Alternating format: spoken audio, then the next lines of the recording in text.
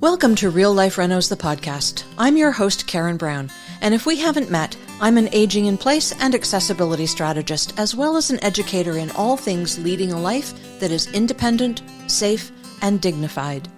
My guest today is Jennifer Robbins, CEO of the Canadian Helen Keller Centre. The Miracle Worker is the story of Helen Keller's journey to adulthood, and while you may have watched that movie at some point in your life, this may be your first real introduction to the deaf-blind community. Stay tuned. You're going to learn a lot. Welcome, Jennifer. I'm so happy to have you here today. Thank you for agreeing to join us on the podcast. Hi, nice to be here. Thank you. Well, you are the CEO of the Canadian Helen Keller Centre, and I'm sure that there is nobody out there who doesn't know who Helen Keller is. If there is that person, they can look her up online because there are resources everywhere. But, you know, her advocacy was strong as an adult, and I think that has remained quite the inspiration for a lot of people, yourself included. Can you tell us a little bit about how this all came about? Well, for over 30 years, Canadian Helen Keller Centre has provided affordable housing, intervener services, and training to individuals who are deaf-blind. We opened our first affordable housing apartment building, 16 one-bedroom units for people who are deaf-blind in the Willowdale area of Toronto back in 1992. And out of that building, we provided support services to the 16 individuals that lived there, support services called intervener services. In 2001, sometime around then, we commissioned a survey of need to see what else was needed out there in the community for people who are deafblind. And one of the glaring gaps in the community was training for individuals who are deafblind. People needed training in skills of independence. They wanted to live independently, and they wanted to learn the skills to do so. So we opened our training center out of a residential property back in 2001 with a grant from the Ontario Trillium Foundation. It was a 5-year grant to get us started. And then in 2006, we received some funding from the Ministry of Community and Social Services for our training center, as well to provide an outreach program for people who didn't live in the apartment building, and they were looking for intervener services as well. So back then we grew pretty significantly at the time by being able to provide some training out of our residential program to people in Ontario, as well as intervener services to more people, those living out in the community that didn't live in the apartment building. Very ambitious. Can we just pause there for a moment, and could you tell us what intervener services are? Intervener services are basically they're professionally trained individuals who act as the eyes and ears of individuals who are deafblind. So they provide sighted guide, as well as communication supports to individuals who are deafblind to help them access the community. So an intervener might accompany someone to a grocery store or to a doctor's appointment. Is this the sort of thing that we're looking at? Absolutely. The interveners would accompany individuals who are deafblind to doctor's appointments, grocery stores, banking, to do basically anything they want to do out in the community, access social activities and recreational activities. Deafblind people use interveners to go to the YMCA, also to attend meetings and to advocate for themselves, for intervener services, for the deafblind community, and other things. So really, their interveners are their access to the world. Right. Now, in terms of language, I know we're pretty much all familiar with American Sign Language, ASL. There is a new one that has bubbled up to the surface that I was not familiar with until I started researching for this podcast, called protactile ASL. Can you Right. tell us what that is so that people recognize it if they see it taking place out in the public? Protactile is a new form of communication that people are using out in the community. And basically, it's to support the ASL communication. So, for example, if somebody who's deafblind is communicating with an interpreter or an intervener, there might be somebody who is also uh, using touch points on the body to enforce or to reiterate the communication. So you may have a second intervener who is touching the individual on the back, letting them know that people are laughing or people are looking bored or that kind of thing. Or you may be touching or tapping the individual as they're communicating or you're communicating, letting them know that you're following the conversation and that you're smiling, or that, you know, there's different cues that we use in communication, visual cues that might not be picked up with somebody who's deafblind when they're using ASL. So we try to reiterate those visual cues using touch points on the body. Perfect. Thank you. I knew once I understood a little bit about what this new language was that I had seen it happening in the community. Yeah. But until then, I had no idea. We actually have an individual at CHKC who is being professionally trained in protactile so that he can provide training to our staff, but also to provide training to the community, because it is an up and coming use of communication in the deafblind community. And so it's good to have somebody who's professionally trained who can support that learning for all of us, right? Who work in the community. Absolutely. Absolutely. Well, now the need for your services and for accommodation has grown so substantially that you have undertaken a mammoth project. Can you tell us a little bit about that? Because I know you're near the end of it, but this has to have occupied your life for a few years. Absolutely. You know, we one of the things that we've seen happening at the apartment building was our programs and our need for affordable housing was really growing in the community. We know that people who are deafblind, many live on fixed incomes and have limited resources in terms of income. So the need for affordable housing is huge, and our waiting list was growing. We also know that since 1992, when the apartment building opened, we've only had about 15 vacancies or so. So uh, the vacancies are few and far between, and that growing waiting list, we were becoming concerned that, you know, people on that list will never have the opportunity to even see an apartment at CHKC because the vacancies just didn't take place very often. Once somebody moved into the apartment building, really they're there as long as we could possibly support them for, most often for life. And so it just, those vacancies were very few and far between. So we were really seeing a need, like we really need some more housing. We need some more affordable housing for people who are deafblind. And so that's when we started looking for opportunities to build some more housing. But not only the housing, our training center, the programs and services were growing hugely out of our training center. And we were operating out of a residential property, really, that wasn't accessible. Our consumers who, you know, 15, 20 years ago were deafblind, but they had full mobility, were now aging in place.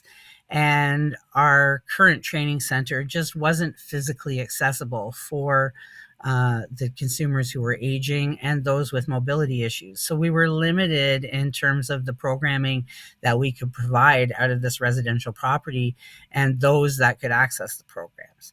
So we really needed a bigger, more accessible space for our training center, along with more affordable housing. So this was really the opportunity when to jump on when the Rapid Housing Initiative program was available, and we applied for that funding so that we could build this great new apartment building, but also house some space for a state-of-the-art training center, a place that was much more accessible, where we could accommodate the growth that was taking place, because more and more people who are accessing intervenor services and accessing CHKC services were becoming more and more interested in accessing the training center. And really, because a lot of social activities take place out of there, it gains popularity on a regular basis. So Right. Just to give our listeners an idea of the scope of this project, you are building 56 one, two, and three bedroom apartments and a 6,500 square foot training center. yes, That's correct. huge. That's huge. It's And massive. do you already have a waiting list for the apartments? Yes, we do. We are absolutely. We have many deafblind people who are very interested in moving into the building. Some of them are our own consumers. Some of them use CHKC for intervenor services. Some of them attend the training center for programming, and some use our partners for intervenor services as well. So we'll be partnering with other organizations to make sure that all of the people living in the building will have supports, access to intervenor services, and other community services that they require. Right. Now, in the training center, there's a lot that goes on. I mean, the list is a whole paragraph. Can you tell us some of the things that take place there in terms of training? Sure. We offer training in communication, Braille, adapted ASL, tactile ASL, protactile. We skills of daily living like safe cooking, safe travel out in the community. Technology is a huge popular program, so various types of technology and apps and devices and things like that. We also provide training in things that the community is interested in. So we might offer workshops on chocolate making, or working in your own associations and things like that. So it can be anything. It can be uh, something like I said, simple like chocolate making, to working and advocating. We have advocacy club, we have peer support groups. So many things go on at the training center, and I think once we move into our new building and we have more space, as build it and they will come, and I think it's just going to grow even more and more. But we really like to take the lead from our community. Our programs are consumer driven. You tell us what you want, what you need, and we'll work together to develop those opportunities for the deafblind community. And in some cases, we'll work with deafblind people to develop those programs, and perhaps some of them are the instructors, if that's the case. So, really, we try to tailor our programs and services to what the community is wanting and needing at the time. I can hear in your voice how excited you are about the training. So anybody can go to this, anybody who is within your deafblind community, correct? You, Correct. you Yes, don't it's have to not just live. no, Right, no. right. Yeah. So we have lots of deafblind consumers right now. Since COVID, it's interesting. We really we learned that we can use technology more to access the world, and so because of COVID, and we've been able to develop some virtual options and some virtual programs. So some people who can't get to the center can still access some of the programs and services virtually. Bingo is one, for example. I can, whenever they're having bingo, there's people online, there's people on site. It's a popular one. We also will have two studio transitional units. They're not part of the 56 units. They'll be on the training center floor. And they will be there for a couple of reasons. They'll be there to offer people who want to come from other parts of the province and perhaps even other parts of the country and stay at the training center for some intensive residential training, so they can stay for a couple of weeks and learn a whole bunch of things like technology and orientational mobility and braille all at the same time, and then go back to their home communities.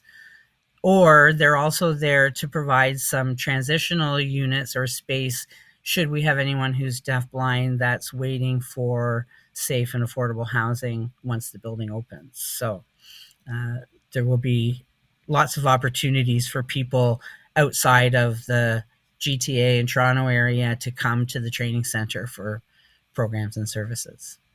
What a wonderful opportunity. That's fantastic. Let's dig into the apartments just a little bit. Of the 56, 20% are fully accessible. Correct. And all of them are accessible for deafblind, correct? Correct. Yes. Correct. Right.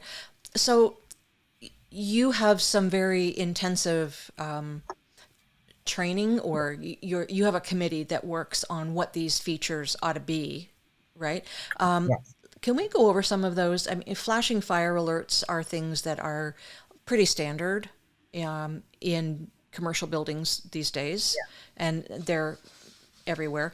You use different textures in different rooms, as I understand? Yeah. So, for example, some of the things, we have an accessibility and design committee. So that committee is made up of people who are deafblind, employees of Canadian Helen Keller Centre, a couple of board members, and people with physical disabilities, and as well as the architects. So that committee really did a lot of their work at the beginning of the development of this building in terms of advising and providing input around the accessibility features that we would want in this building. So 20%, you talked about 20% of the apartments will be fully accessible. And what that means is fully accessible for people who have physical disabilities. So we may have people who are deafblind, but also those individuals are in wheelchairs. And so some people will have fully accessible units, meaning the countertops will be lowered, the cupboards will be lowered, the bathrooms will have full turn space and that type of accessibility. And then the other units are accessible for people who are deafblind. So those will have the standard accessibility that we developed as a committee for people who are deafblind in terms of lighting, textured flooring, trailing, contrasting walls and doors, and that type of thing. Quite an endeavor. I'm hoping that people who are listening to this who are facing reduction in sight in their own world, I mean, our eyes age right along with us. They can listen to some of the tactics that you're employing and employ those in their own homes.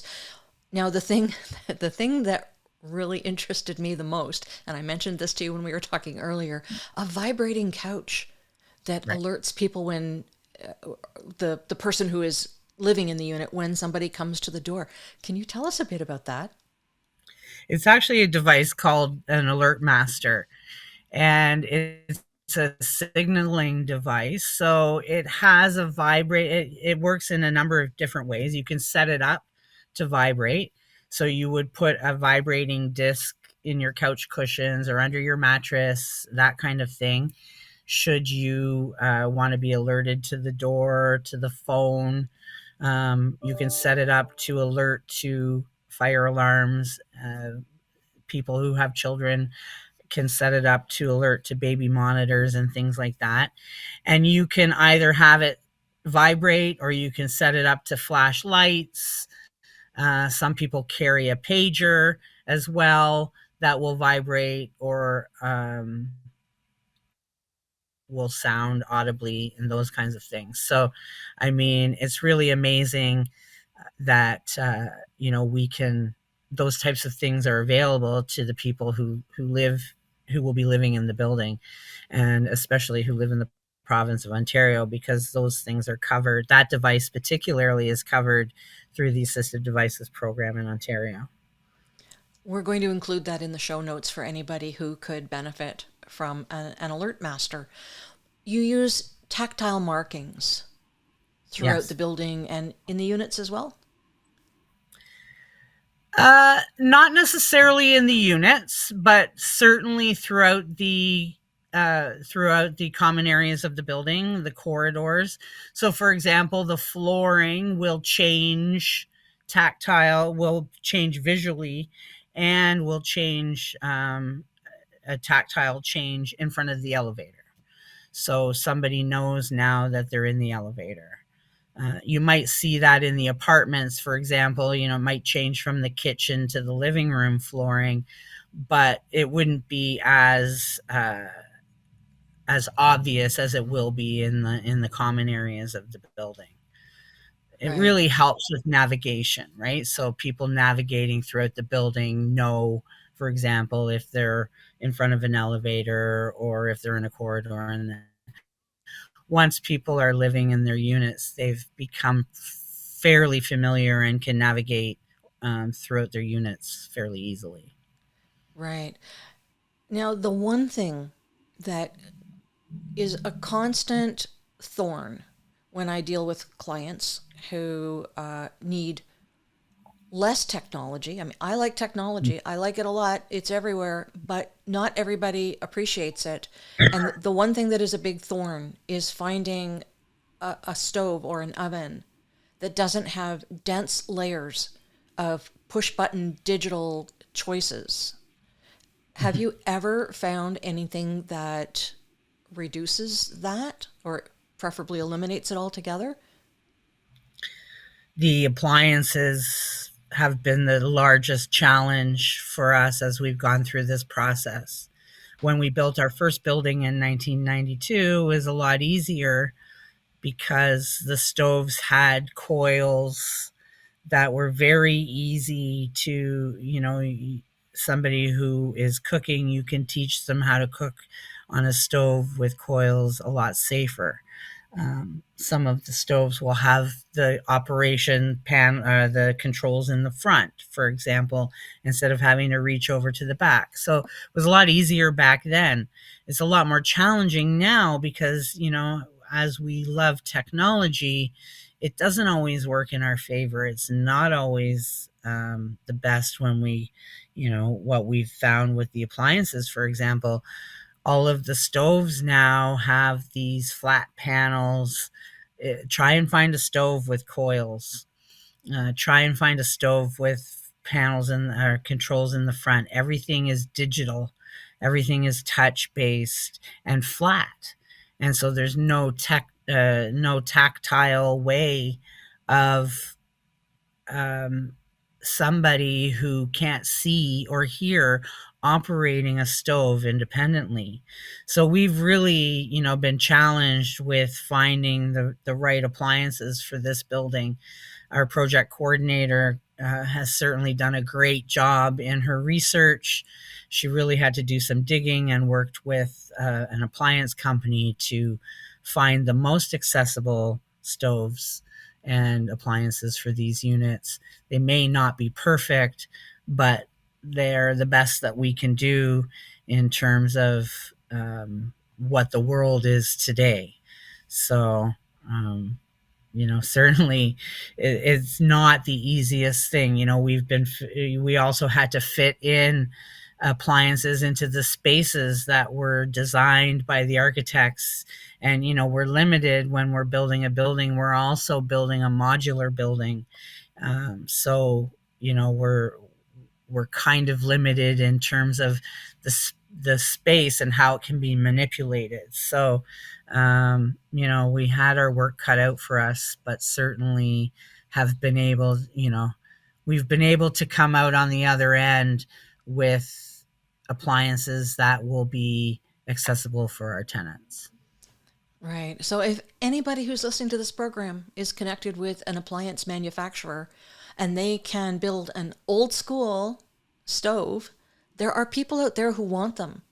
Yeah. Jennifer wants them. I want them for my clients. I know a lot of my colleagues want them for their clients. As people age, they don't want to be bothered. And the technology tends to change as well, and we might get a bit forgetful as we get older and not remember how to use something that wasn't a part of our 40s and 50s. So That's right. we need that old school back Yeah. again. Yeah. You won't hear me say that very often, but No. but it's true for a stove. Right. And people, even people, not even just people with disabilities or visually impaired, but seniors, thinking about seniors too, like having to learn all of this technology to operate a stove. And many seniors want to continue to live independently in their own homes too. Right. So, Absolutely. Absolutely. yeah. In terms of your tenants, I saw an interview with one gentleman who had lived in the original building for some 34 years. When we think about not only the people who might be living there, but the people who will be tenants at your new building, how do you plan to deal with their aging process, with the limitations of the building as it is the built environment today? It's interesting, when we brought the team of architects through that building, uh, before we started designing the new building, we brought them on a tour to show them, this is all of the accessibility features that were built in. And, a lot of those features will be in the next building as well. But what was interesting was the architects were showing us things in the building that were not accessible anymore. And that with, the way that the building code is now in terms of architectural design, certain the apartments wouldn't be laid out the way they are, and started to show us the ways that our building or the units themselves are not accessible, physically accessible, say for example for somebody in a wheelchair. And we learned from the first building a lot of lessons. We had to replace the elevator last year, and we have two people who live on upper floors. That one is in a wheelchair, one uses a walker. And if the elevator was going to be down for 6 weeks, how were they going to get up and down, to go out and get out of the building, get out of their apartments? So in order to repair the elevator, we had to install a stair climber and all of these other things. So, there wasn't the foresight in terms of what happens when these tenants age in place, right? How are we going to manage that? We've built this accessible building for people who are deafblind, but have we built this accessible building for people with physical disabilities? So we really, I think, future thinking in this building, we've really been trying to think about what's going to happen, what's going to be different in 5 or 10 years. That, perhaps we need to make sure that we have accommodated for that. We need to make sure that we've thought of that, and that in the design of the building, we won't be stuck or having to modify. So, making sure that all of the doors we can make them automated doors if that's what we need to do. And all of those things, trying to think future thinking, and making sure that the space is going to be accessible for people, so that we can modify it if we need to, easily. But also, like, for those with physical disabilities, as they age in place and they need those modifications, because we know that we want to keep supporting our consumers for as long as possible. We don't want to have to say, well, you know what, you can't live here anymore because it's no longer accessible and you need to move on. So, like, that's not what we want to do. We want to be able to support people until the end. And even for those that do move on to, say, long-term care facilities and things like that, we still continue to support them with intervener services. So, we have to make sure that our services, that our space, and that our programs are going to be accessible for people as they change. Our programs and our services need to change as well. And we even saw that with the training center, as I mentioned, right? When we purchased the house back in the late 90s to operate this training center, there wasn't the foresight back then that we would have people attending our programs and services in wheelchairs, and that the current consumers who were coming for training later on would need mobility devices and things like that. And so that house is not physically accessible at all. We've had to build a wheelchair ramp in the backyard in order for people to access certain levels of the home and things like that. And it just has been a challenge one after the other. So I want to make sure going into this new building that we've thought of all of these things going forward, that we've accommodated for all of these things going forward, and that we've set ourselves up for the future. Right. So smart of you to be thinking ahead in that way. As I've said many times on this podcast, and to my clients as well, and whoever I work with, code is the very least that you have to do. Mm-hmm. It is the bottom. You don't have to do more than that. But we can do better. There's so much knowledge out there now, and it sounds like you've got all of those people on your team. So kudos to all of you. This project is so ambitious, and it's to open July of 2025. What's next for the Canadian Helen Keller Centre? Well, that's our plan. The hope is to get open in July of 2025 and to see, 56 new residents that, CHKC will be supporting one way or another. And to see this opportunity for affordable housing is really a dream come true for CHKC and for this community. But that's not the end. I think, I have a very ambitious board of directors, and certainly an ambitious community as well. And, when we purchase this property, there is enough space to perhaps build a phase 2 because it's a modular build. Should we, once we get up and running, should we see the opportunity perhaps for some more funding, there is the opportunity to build onto this current space and provide, more housing as well. That being said, there's a lot of work to be done with fundraising to complete this current project. We certainly need to we're in the process of raising $6 million because we want to make sure that the training center portion of this new building, 6,500 square foot, is state of the art, that it is accessible, that it is future thinking, and that we set ourselves up for the future, and that we certainly set ourselves up for growth as well. And once we can get that figured out, then we can move on to perhaps phase 2 of this affordable housing building. Well, it sounds like you've got a lot of plans ahead. You're going to be busy for the next 20 years. That's great. So in case anybody who is listening wants to contribute to your fundraising efforts or just get in touch and learn more about the Canadian Helen Keller Centre, how do they do that?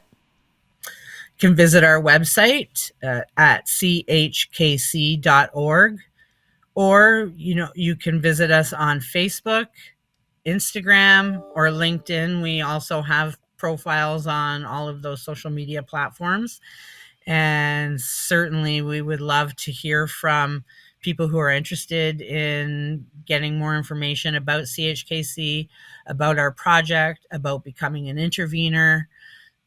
So many things going on in this community right now, and we need funding, but we also need people.